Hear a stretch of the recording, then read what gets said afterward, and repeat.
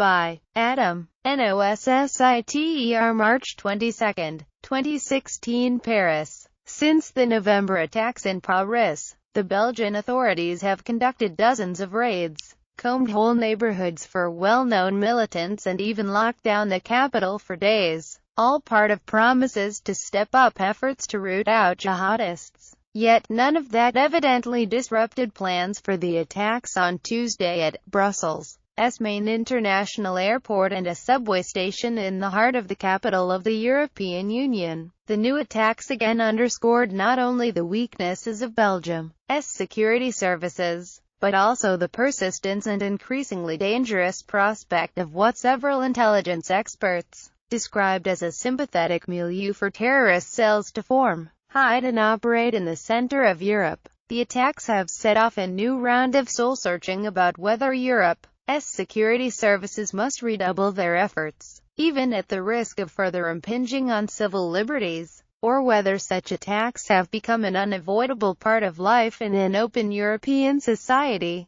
At the very least, they have exposed the enduring vulnerability of Europe to terrorism in an age of easy travel and communications and rising militancy. Even before the Belgian authorities captured Salah Abdeslam on Friday for his suspected role in the November 13 Paris attacks, which killed 130 people, they had detained or arrested scores of suspects directly or peripherally connected to what they described as a terrorist network linked to the Islamic State. But despite the success in arresting Mr. Abdeslam, Belgium continues to present a special security problem for Europe. The country of just 11.2 million people faces widening derision as being the world's wealthiest failed state, a worrying mix of deeply rooted terrorist networks, a government weakened by divisions among French, Dutch and German speakers, and an overwhelmed intelligence service in seemingly chronic disarray. It is also home to what Bernard Squarcini, a former head of France's internal intelligence, described as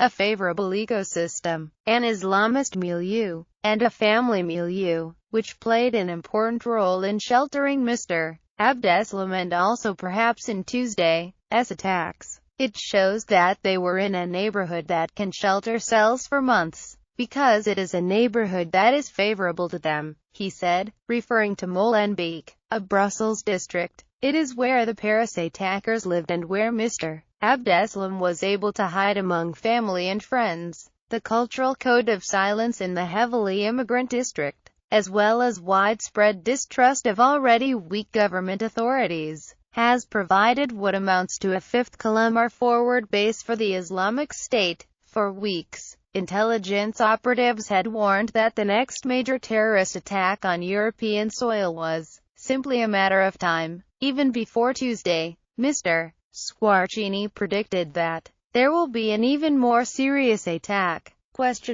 because, he said, there are already the people in place,